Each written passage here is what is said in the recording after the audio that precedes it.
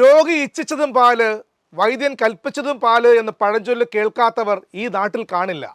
വയനാട് തുരങ്കപാത അതൊന്നും ഞങ്ങൾ നടപ്പാക്കില്ല എന്ന് പ്രതിപക്ഷ നേതാവായിരുന്നപ്പോൾ പറഞ്ഞയാൾ ഇന്ന് കേരളത്തിൻ്റെ മുഖ്യമന്ത്രിയാണ്. മേപ്പാടിയിലുണ്ടായ മണ്ണിടിച്ചിലിനെ തുടർന്ന് പദ്ധതിക്ക് മുകളിൽ ഒരു അനിശ്ചിതാവസ്ഥ കൊണ്ടുവരാൻ മുഖ്യമന്ത്രി എന്ന നിലയ്ക്ക് വി.ഡി. സതീശന് കഴിഞ്ഞിട്ടുണ്ട്. മുഖ്യമന്ത്രി ഇത് ചെയ്താലും ചെയ്തില്ലെങ്കിലും കേരളത്തിലെ മാധ്യമങ്ങൾ ഈ അവസരം ഉപയോഗിച്ച് തുരങ്ക പദ്ധതിക്ക് തുരങ്കം വയ്ക്കുമെന്ന കാര്യത്തിൽ ന്യൂസ് ലാബിന് സംശയമേ ഉണ്ടായിരുന്നില്ല. കേരളീയ കാൽപ്പനിക പരിസ്ഥിതി ബോധത്തിൽ നിന്ന് ഒരിഞ്ച് മാറാത്തവരാണ് മാധ്യമപ്രവർത്തകരിൽ ബഹുഭൂരിപക്ഷവും. ഇടതുപക്ഷക്കാർ പതിവായി ഉപയോഗിക്കുന്ന മൂലധന താൽപ്പര്യമെന്ന സംഗതി പോലും ഇവിടെ അപ്രസക്തമാണ്.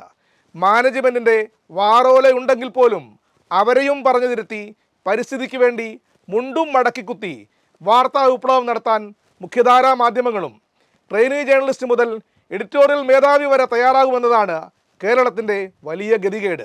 മീഡിയ വണ്ണും മാതൃഭൂമിയും കഴിഞ്ഞ ദിവസങ്ങളിൽ നടത്തിയ ചർച്ച ഏത് വിധമാണ് പദ്ധതിക്ക് എതിരാകുന്നതെന്ന് പരിശോധിക്കുകയാണ് ഇന്നത്തെ ന്യൂസ് ലാബ്.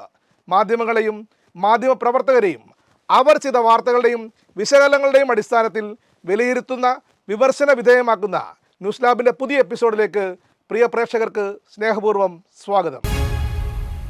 തിരുവമ്പാടി മുൻ എം.എൽ.എയും CPM നേതാവുമായ ലിൻഡോ ജോസഫ് തൻ്റെ ഫേസ്ബുക്കിൽ പങ്കുവച്ച 2 വീഡിയോകളാണ് ഇന്നത്തെ ന്യൂസ് ലാബിന് ആധാരം. അതിനൊപ്പം റെയിൽ പ്രോജക്റ്റുകൾ, ടണൽ പ്രോജക്റ്റുകൾ എന്നിവയെക്കുറിച്ചൊക്കെ ആധികാരികമായി സംസാരിക്കുകയും എഴുതുകയും ചെയ്യുന്ന ദിലീഷ് EK എന്നയാളുടെ ഫേസ്ബുക്ക് കുറിപ്പും ന്യൂസ് ലാബ് ഇതിനൊപ്പം പങ്കുവെക്കുകയാണ്. മീഡിയ വണ്ണിൽ ചർച്ച നയിച്ചത് SA അജിംസ് ആയിരുന്നു. സോളിഡാരിറ്റിയുടെ മുൻ നേതാവ് കൂടിയായ അജിംസ് എന്ന് ന്യൂസ് ലാബ് എടുത്തു പറയുന്നത് ആദിവാസി, ദളിത്, പരിസ്ഥിതി ഈ 3 വിഷയങ്ങൾ നിരന്തരം ഉന്നയിച്ച് മുഖ്യധാരയിലേക്ക് കടന്നുകൂടാൻ ശ്രമിച്ച സംഘമെന്ന നിലയ്ക്കാണ് അജിംസിനെ ഈ വിധത്തിൽ വിശേഷിപ്പിച്ചത്. പ്രിയപ്പെട്ട പ്രേക്ഷകരിൽ ചിലരെങ്കിലും ഓർക്കുന്നുണ്ടാകും, മാധ്യമം ദിനപത്രം അതിൻ്റെ ആരംഭകാലത്ത് മുന്നോട്ട് വെച്ച പരിസ്ഥിതി, ആദിവാസി, ദളിത് പ്രേമം ദീർഘകാലത്തേക്കുള്ള ഒരു പ്രൊപ്പഗണ്ട നിർമ്മാണമായിരുന്നു. ഈ മുദ്രാവാക്യങ്ങളുടെ ഉൾക്കാമ്പെന്ന് മനസ്സിലാക്കുന്നതിൽ മലയാളി അങ്ങേയറ്റം മണ്ടന്മാരായി എന്നതാണ് പച്ച പരമാർത്ഥം. മാധ്യമത്തിൽ നിന്ന് മീഡിയ വണ്ണിൽ എത്തുമ്പോഴും പരിസ്ഥിതി പ്രേമവും പരിസ്ഥിതി തീവ്രവാദവും ഒട്ടും കുറയുന്ന മട്ടിലെന്ന് അജിംസ് നടത്തിയ ചർച്ച കണ്ടാൽ മനസ്സിലാകും. അജിംസ് ലിൻഡോ ജോസഫിനോട് 3ഓ 4ഓ വട്ടം തിരിച്ചും മറിച്ചും ചോദിക്കുന്നത് എന്ത് ജിയോളജിക്കൽ സ്റ്റഡിയുടെ അടിസ്ഥാനത്തിലാണ് നിങ്ങൾ ടണൽ പ്രോജക്റ്റുമായി മുന്നോട്ട് പോയത് എന്ന്, എന്തായിരുന്നു ഇത്ര തിടുക്കമെന്നും ചോദിച്ചതായി ദിലീഷ് തൻ്റെ ഫേസ്ബുക്ക് കുറിപ്പിൽ പങ്കുവെക്കുന്നു. വേറെ ചില മാധ്യമ ജഡ്ജികൾക്ക് പഠനങ്ങൾ ഇനിയും നടത്തേണ്ട ആവശ്യകതകളാണ്. ഒരു കാര്യം സമാധാനമായി എഴുതിയോ പറഞ്ഞോ ഫലിപ്പിക്കണമെങ്കിൽ ഓപ്പോസിറ്റ് നിൽക്കുന്നവരോട് മിനിമം ബഹുമാനം തോന്നേണ്ടതുണ്ടല്ലോ. മുന്നിൽ നിൽക്കുന്നവർ പച്ചക്കള്ളം 10 തവണ വിളിച്ചു പറയുന്ന ഒരുത്തനാണെങ്കിൽ പലപ്പോഴും നമ്മളൊക്കെ ആങ്കർ മോഡിലേക്ക് പോകാൻ സാധ്യതയുണ്ട്. അതുകൊണ്ട് ബഹുമാനപ്പെട്ട അജിംസ് വായിച്ചറിയാൻ വേണ്ടി 48 മണിക്കൂർ കൂൾ ഓഫ് പീരീഡിന് ശേഷം ബോധിപ്പിക്കുന്നത് എന്തെന്നാൽ വയനാട് ട്വിൻ ടണൽ പ്രോജക്റ്റിന് വേണ്ടി പല സമയങ്ങളിലായി പലവിധ ഏജൻസികൾ 7ലധികം ജിയോളജിക്കൽ പഠനങ്ങൾ നടത്തിയിട്ടുണ്ട്. അതിൻ്റെയൊക്കെ റിപ്പോർട്ട് കേരള എൻവയോൺമെൻറ്റൽ ഏജൻസി, കേന്ദ്ര പരിസ്ഥിതി മന്ത്രാലയം, കേരള ഹൈക്കോടതി, ഇന്ത്യൻ സുപ്രീം കോടതി എന്നിവർ പരിശോധിച്ച് വെരിഫൈ ചെയ്തിട്ടാണ് ഈ പരിപാടി തുടങ്ങിയതെന്നും ദിലീഷ് ഫേസ്ബുക്ക് പോസ്റ്റിലൂടെ പറയുന്നു. ഇത്രയും അവതരിപ്പിച്ച ശേഷം ദിലീഷ് അടുത്തതായി കടക്കുന്നത് വയനാട് ടണൽ പ്രോജക്റ്റുമായി ബന്ധപ്പെട്ടുണ്ടായ കോടതി വ്യവഹാരങ്ങളിലേക്കാണ്. 29 പേജുള്ള ഹൈക്കോടതി വിധി പോലും വായിക്കാതെയാണ് അജിംസ് ചർച്ചയ്ക്ക് കയറിയതെന്നും ദിലീഷ് പരിഹസിക്കുന്നുണ്ട്. അക്കാര്യം ദിലീഷ് ഇങ്ങനെ വ്യക്തമാക്കുന്നു. പാരിസ്ഥിതിക അനുമതി നൽകിയതിനെതിരെ വയനാട് പരിസ്ഥിതി സംരക്ഷണ സമിതിയും ബാദുഷ എന്ന മനുഷ്യവിരുദ്ധനും ചേർന്ന് പൊതു താൽപ്പര്യ ഹർജി കേരള ഹൈക്കോടതിയിൽ നൽകി.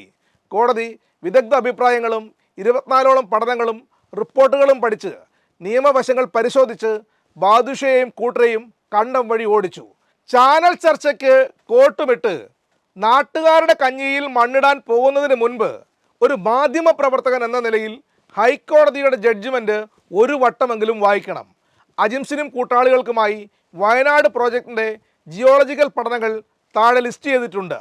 2022 മുതൽ 2025 വരെ പഠിച്ചിട്ടാണ് അവസാന പാരിസ്ഥിതിക അനുമതി ലഭ്യമാക്കി പണി തുടങ്ങിയത്. എന്തെങ്കിലും എഞ്ചിനീയറിംഗ് അപാകതകൾ ഉണ്ടെങ്കിൽ അത് പരിഹരിക്കാൻ ഇവിടെ സംവിധാനങ്ങളുണ്ട്. ഏതെങ്കിലും എക്സിക്യൂഷൻ പരാജയങ്ങൾ ഉണ്ടെങ്കിൽ അത് അന്വേഷിക്കാനും തിരുത്താനും ഭരണകൂടം തയ്യാറാവുകയും വേണം. അതിനു പകരം ഒറ്റത്തവണ തീർപ്പാക്കൽ പോലെ തുരങ്കപാത നിർമ്മാണം സ്റ്റോപ്പ് ചെയ്യാൻ വേണ്ടി ഇറങ്ങിത്തിരിക്കരുതെന്നാണ് ദിലീഷിൻ്റെ അഭ്യർത്ഥന. തുടർന്ന് 7 പോയിന്റുകളിലായി വയനാട് തുരങ്കപാത സാധ്യമാകുന്ന തരത്തിലേക്ക് എത്തിയത് ഏത് വിധമാണെന്ന് ദിലീഷ് വിശദീകരിക്കുന്നുണ്ട്. 1. സെൻറ്റർ ഫോർ എർത്ത് സയൻസ് സ്റ്റഡീസിൽ നിന്നും റിട്ടയർ ചെയ്ത ഡോക്ടർ സോമൻ നടത്തിയ ജിയോളജിക്കൽ ആൻഡ് മോർഫോളജിക്കൽ സ്റ്റഡി.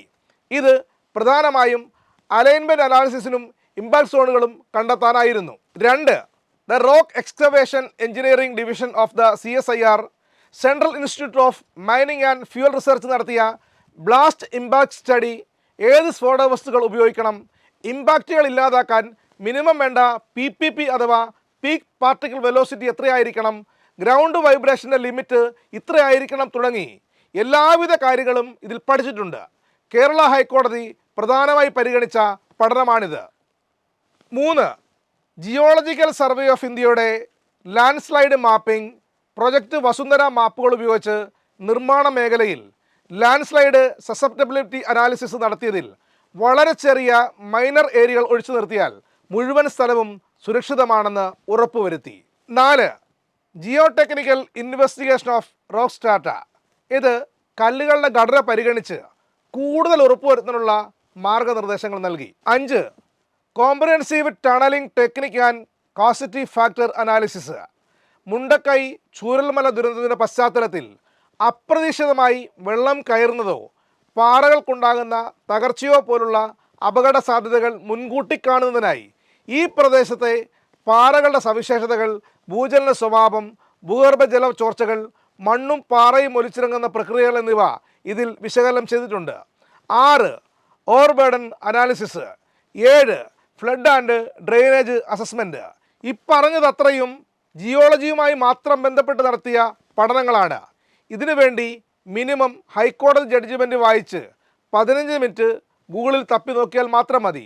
ഒരു സാധാരണക്കാരൻ്റെ ബുദ്ധിയുണ്ടെങ്കിൽ മനസ്സിലാക്കാവുന്നതാണ്. പക്ഷേ അജിംസിൻ്റെയൊക്കെ ലക്ഷ്യങ്ങൾ വേറെ ആയതിനാൽ ചെയ്യുന്നില്ല എന്നേ ഉള്ളൂ. 7 പോയിന്റുകൾ വളരെ കൃത്യമായി പറഞ്ഞുകൊണ്ടാണ് തൻ്റെ ഫേസ്ബുക്ക് പോസ്റ്റിൻ്റെ പ്രധാനപ്പെട്ട ഭാഗം ദിലീഷ് പങ്കുവച്ചിരിക്കുന്നത്. തുരങ്കങ്ങളുമായി ബന്ധപ്പെട്ട പൊതുവായ ചില കാര്യങ്ങൾ പറയുകയാണ് പിന്നീടുള്ള ഭാഗം. അതിങ്ങനെ തുടങ്ങുന്നു. മനുഷ്യർ തുരങ്ക നിർമ്മാണം തുടങ്ങിയിട്ട് മിനിമം 2000 കൊല്ലം കഴിഞ്ഞു. കൊട്ടിഘോഷിക്കുന്ന അതിതീവ്ര പരിസ്ഥിതി ലോല പശ്ചിമഘട്ടത്തേക്കാൾ ലോലമായ സ്ഥലങ്ങളിൽ നമ്മൾ തുരങ്കങ്ങൾ നിർമ്മിച്ചിട്ടുണ്ട്. ഇന്ന് കാണുന്ന സാങ്കേതിക വിദ്യകൾ ഒന്നുമില്ലാതെ പിക്കാസും മൺവെട്ടിയും ഉപയോഗിച്ച് തുരങ്ക നിർമ്മാണം നടത്തിയാലും ഒരു ചുക്കും സംഭവിക്കില്ല. നിലവിലെ പത്രവാർത്തകളിൽ നിന്ന് മനസ്സിലാക്കാൻ കഴിയുന്നത് 60 മീറ്ററാണ് തുരങ്ക നിർമ്മാണം നടന്നിട്ടുള്ളത്. ലാർജ് സ്കെയിലിൽ ഇനിയും തുടങ്ങിയിട്ടില്ല. ലോകത്ത് നദികൾക്കടിയിലൂടെയും അതിശക്തമായ വൈബ്രേഷനുകൾ നിർമ്മിക്കുന്ന ഹൈസ്പീഡ് ട്രെയിനുകൾക്കായും തുരങ്കങ്ങൾ നിർമ്മിക്കപ്പെടുന്നുണ്ട്. ഒരു ലെയർ പാറ തുരന്ന് നിശ്ചിത ദൂരം മുന്നോട്ട് പോയാൽ ആദ്യം ചെയ്യേണ്ട പണി തുരന്നയിടത്തോളം ദൂരം സുരക്ഷിതമാക്കലാണ്. നമ്മുടെ അടങ്കൽ തുരങ്കം നിർമ്മിച്ചിരിക്കുന്നത് ഇതിനേക്കാൾ ഭീകരമായ പരിസ്ഥിതി ലോല മേഖലയിലാണ്. പരിസ്ഥിതി ലോലത എന്ന വാക്ക് അതിഭീകരമായ രീതിയിൽ മനുഷ്യരെ തെറ്റിദ്ധരിപ്പിക്കുന്ന ഒന്നാണ്. ഗാഡ്ഗിൽ മുതൽ സുഗതകുമാരി വരെയുള്ള വാളെടുത്ത വെളിച്ചപ്പാടുകൾ ഒന്നാകെ പിച്ചി ചീന്തിയ വാക്കാണിത്. 2000 കിലോമീറ്റർ നീളത്തിൽ കിടക്കുന്ന ഒരു പർവ്വതം 10-15 കോടി വർഷങ്ങൾക്ക് മുമ്പേ ഹിമാലയത്തേക്കാൾ മുമ്പേ രൂപീകരിക്കപ്പെട്ട പർവ്വതനിരകൾ 8 കിലോമീറ്റർ നീളത്തിൽ ഒരു തുരങ്കം നിർമ്മിച്ചാൽ കൊളാപ്സ് ചെയ്യപ്പെട്ട് ചീട്ട് കൊട്ടാരം പോലെ തകരുമെങ്കിൽ ഇതിനോടകം പൊടിഞ്ഞില്ലാതായി കടൽനിരപ്പിന് തുല്യമായനെ. 2020 മുതൽ പഠനങ്ങൾ തുടങ്ങി 2025 സകല നൂലാമാലകളും കഴിഞ്ഞ് നമ്മൾക്കിത് തുടങ്ങാൻ കഴിഞ്ഞത്. ഇനി വീണ്ടും 5-10 വർഷങ്ങൾ പഠനങ്ങളും ചർച്ചകളും ആരോപണങ്ങളുമായി കളയാനാണ് വിധിയെങ്കിൽ കഷ്ടമെന്നേ പറയാനുള്ളൂ. ഇങ്ങനെ പരിതപിച്ചുകൊണ്ടാണ് ദിലീഷ് തൻ്റെ ഫേസ്ബുക്ക് പോസ്റ്റ് അവസാനിപ്പിക്കുന്നത്. അതായത് ഇത്രയും ക്രിസ്റ്റൽ ക്ലിയർ ക്ലാരിറ്റിയിൽ വിവരങ്ങൾ നമ്മളുടെ വിരൽത്തുമ്പിൽ ലഭ്യമാണെങ്കിലും അവയിലൊന്നും തൊടാതെ വേണ്ടാത്ത ആണിപറിക്കലാണ് കേരളത്തിലെ മാധ്യമങ്ങളുടെ പ്രധാന പണി. നല്ല ഒന്നാന്തരം കോൺക്രീറ്റ് വീടുകളിലോ ഫ്ലാറ്റുകളിലോ താമസിച്ചുകൊണ്ടാണ് കേരളത്തിലെ മാധ്യമപ്രവർത്തകർ പരിസ്ഥിതിക്ക് വേണ്ടി കണ്ണീരണിയുന്നത്. പ്രകൃതിയോട് ഇണങ്ങിച്ചേരാൻ നമുക്ക് വനമധ്യത്തിൽ പോയി രാ പാർക്കാം എന്നൊരു മാധ്യമപ്രവർത്തകനും പറയുന്നത് ഇന്നേ വരെ ന്യൂസ് ലാബ് കേട്ടിട്ടില്ല. ഇനിയുള്ള കാലം അത്രയും കേൾക്കുകയുമില്ല. ഏറ്റവും സുരക്ഷിതമായിരുന്ന് എളുപ്പത്തിൽ ചെയ്യാവുന്ന പണിയാണ് പരിസ്ഥിതി തീവ്രവാദം. കേരളത്തിലെ ബഹുഭൂരിപക്ഷം വരുന്ന പരിണതപ്രജ്ഞരായ എഴുത്തുകാരിൽ തുടങ്ങി ഒന്നാംനിര ജേർണലിസ്റ്റുകൾ മുതൽ ട്രെയിനി ജേർണലിസ്റ്റുകൾ വരെ കപട പരിസ്ഥിതിവാദികളാണ്. അതിന് ചൂട്ടുപിടിക്കുന്നൊരു മുഖ്യമന്ത്രി കൂടിയാകുമ്പോൾ വയനാടുകാരുടെ ഗതികേടിന് അവസാനമാകില്ല. അവർ ചുരത്തിലെ അഴിയാക്കുരുക്കിൽ കിടന്ന് ശ്വാസം മുട്ടും. ചിലരൊക്കെ ആശുപത്രിയിലേക്കുള്ള യാത്രാമധ്യേ തിരക്കിൽപ്പെട്ട് മരിച്ചു പോകും. മാധ്യമങ്ങളും മുഖ്യമന്ത്രിയും നടത്തുന്നത് വയനാട്ടിലെ ജനങ്ങളോടുള്ള വെല്ലുവിളിയാണെന്നും അവരുടെ സ്വപ്നങ്ങളെ തല്ലിക്കെടുത്തുന്ന അങ്ങേയറ്റം പ്രതിലോമകരമായ നടപടിയാണെന്നും ഓർമ്മപ്പെടുത്തിക്കൊണ്ട് ന്യൂസ് ലാബിൻ്റെ ഇന്നത്തെ എപ്പിസോഡ് പൂർണ്ണമാകുന്നു. അഭിപ്രായങ്ങളും നിർദ്ദേശങ്ങളും കമൻറ്റ് ബോക്സിൽ പങ്കുവെക്കാം. വിമർശനങ്ങളെ ഏറെ സ്നേഹത്തോടെ സ്വാഗതം ചെയ്യുന്നു.